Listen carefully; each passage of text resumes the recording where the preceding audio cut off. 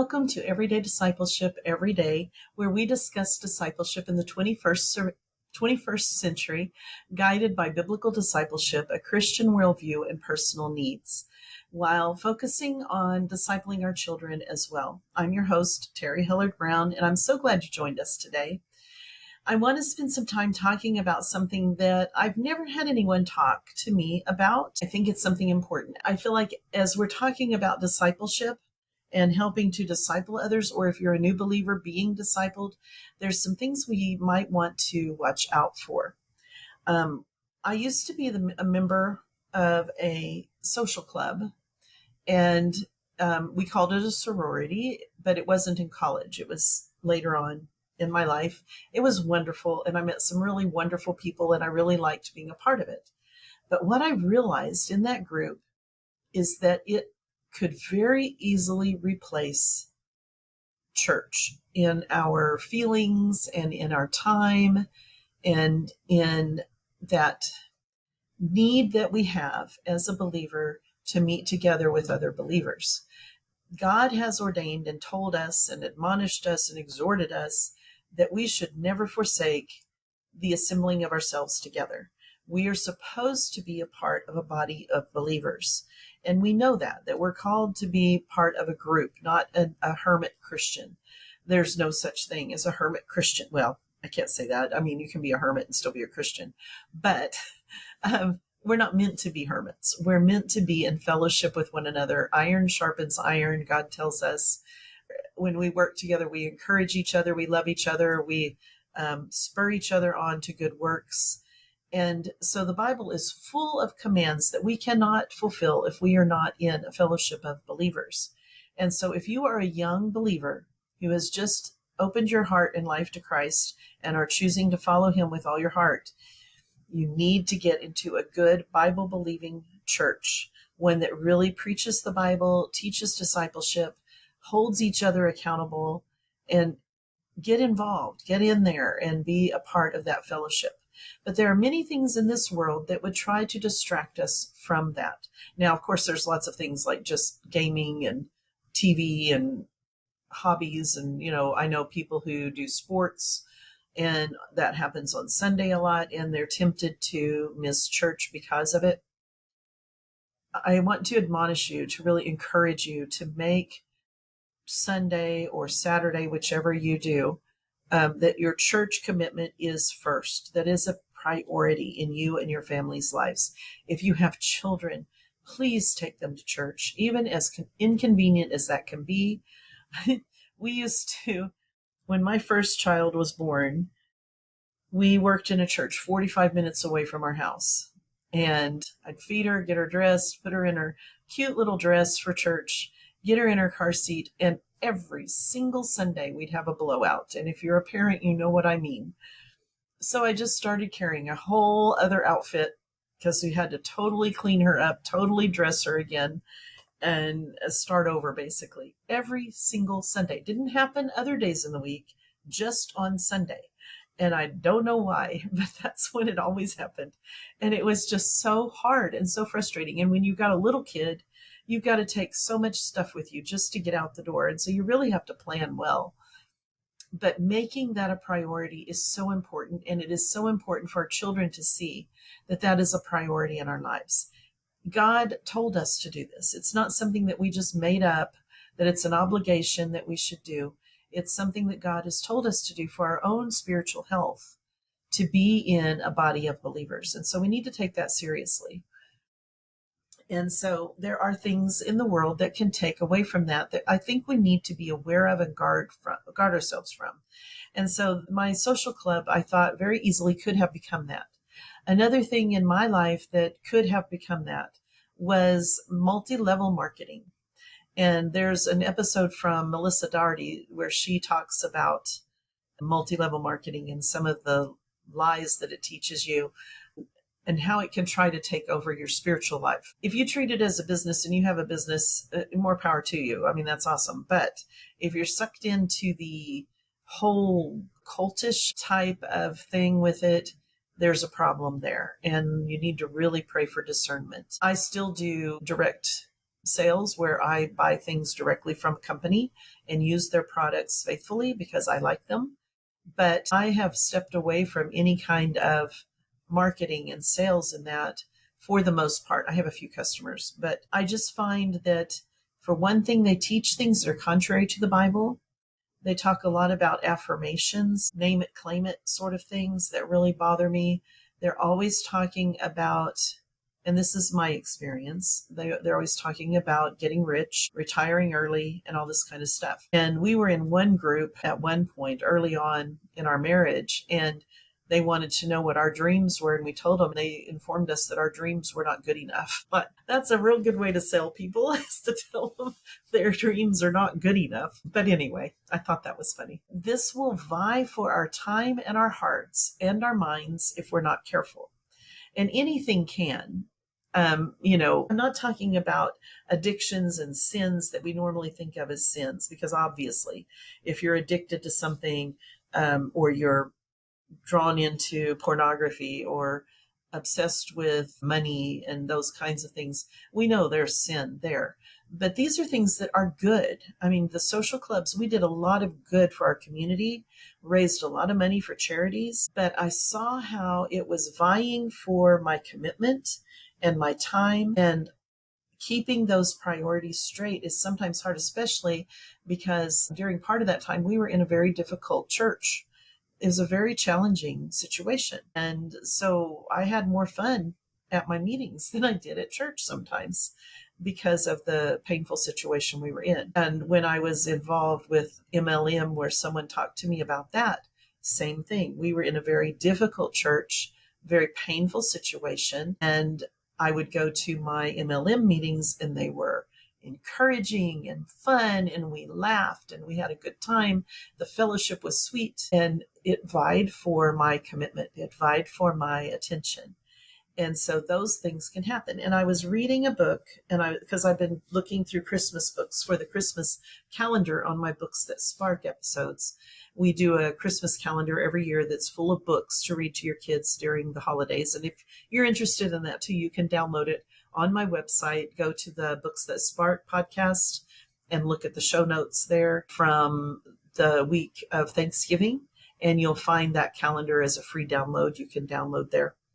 But anyway, as I was looking through new books to add to the calendar this year, I came across one that it's not a picture book, it's for adults, and it's called Through Santa's Eyes. And I started reading it and I thought, well, this is not good. Not that it's a bad book. It's kind of a sweet little book, but I thought, wow, they're just replacing Jesus with Santa.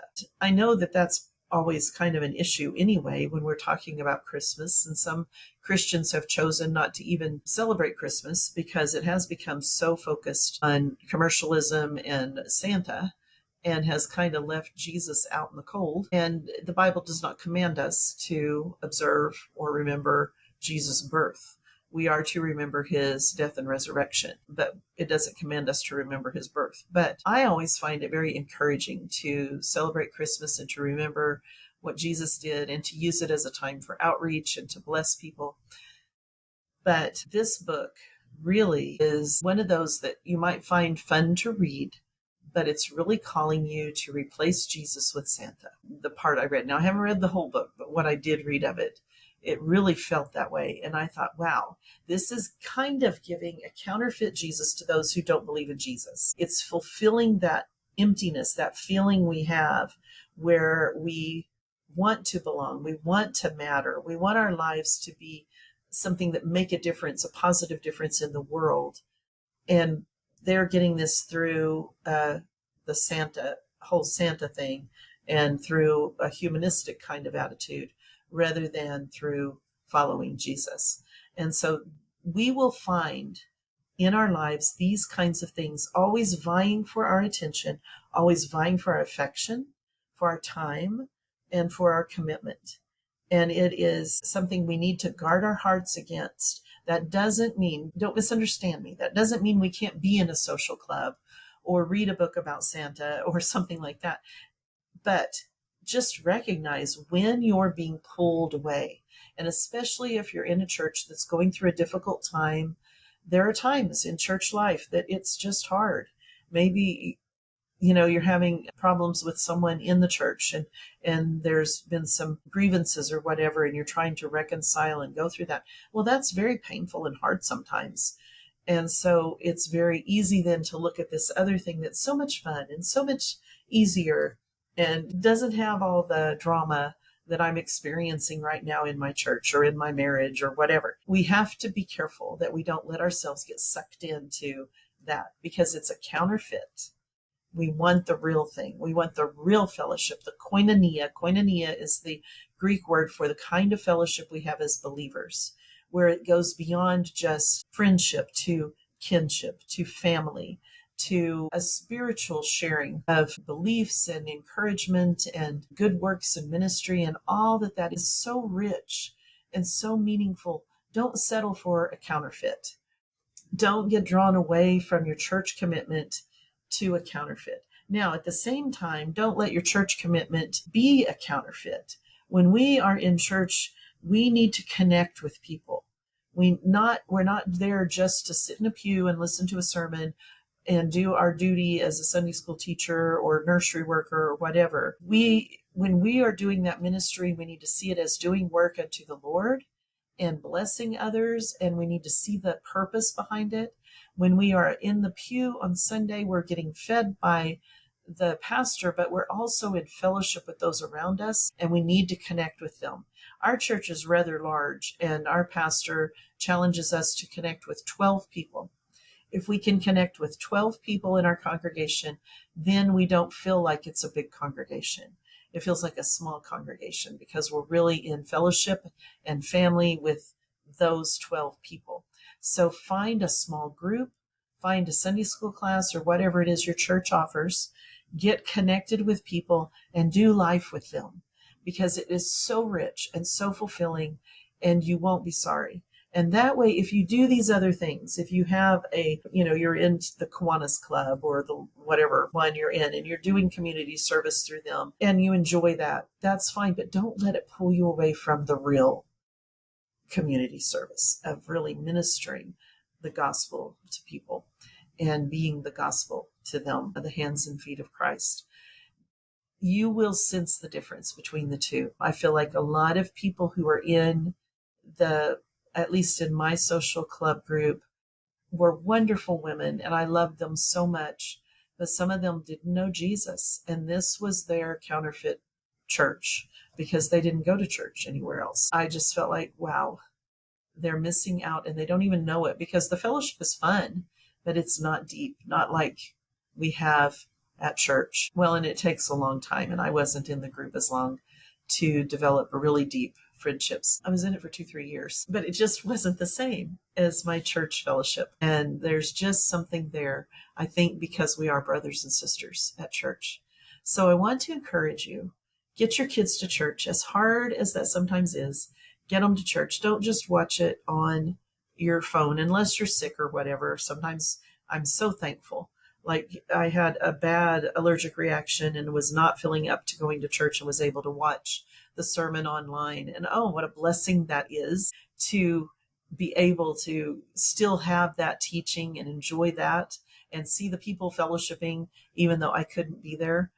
It still warmed my heart and still made me feel like a part of it. But when we can be there in person and shaking hands and hugging necks and talking and sharing and praying together, learning together, laughing together, there's such a sweetness to that fellowship.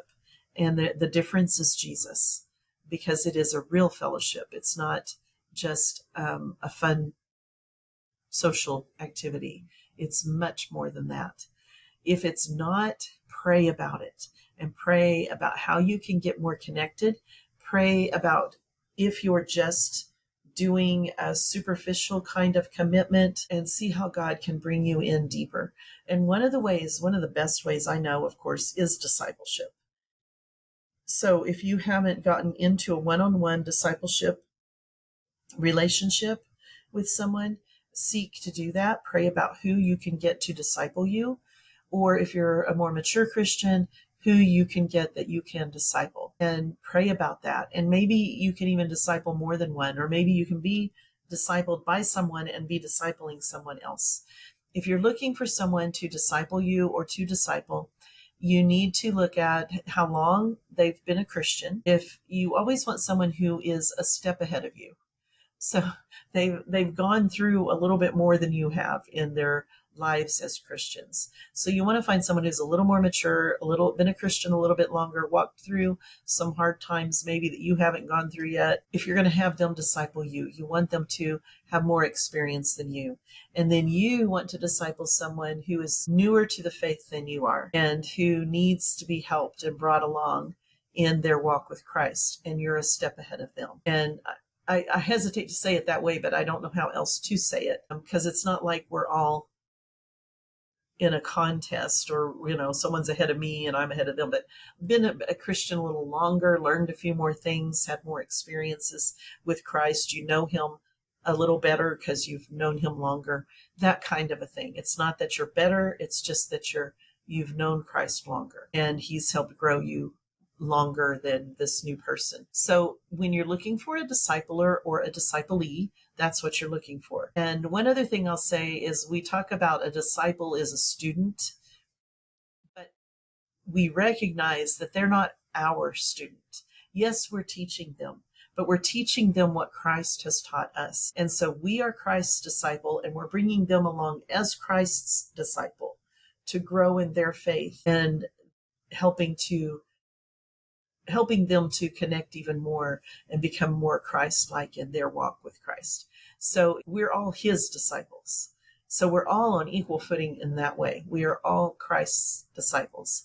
And when we are discipling someone, we're not bringing them along as our student, but helping them as they are growing as Christ's student. I hope I've explained that. It's probably clear as mud. If you have any questions, please feel free to post those or comments on the blog post at terriehellard-brown.com. You can find that on my website. There's a little drop down for the podcast, and you'll find the show notes there. And at the bottom, you can put your comments and questions, and we respond to everyone. So please feel free to do that. We also want to make the announcement that starting in January, we are merging my 2 podcasts into one podcast. So instead of just having Books That Spark and Everyday Discipleship Every Day, we're now going to have Sparking Everyday Discipleship, and that will start in mid-January.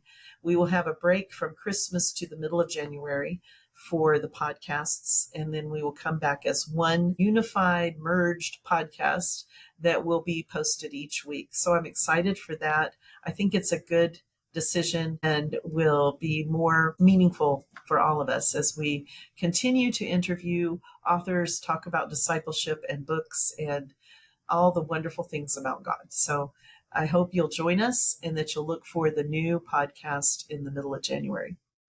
Well, our prayer is that we can obey Jesus' command to make disciples as we reach and equip this generation of believers to reach and equip the next generation of believers with everyday discipleship every day.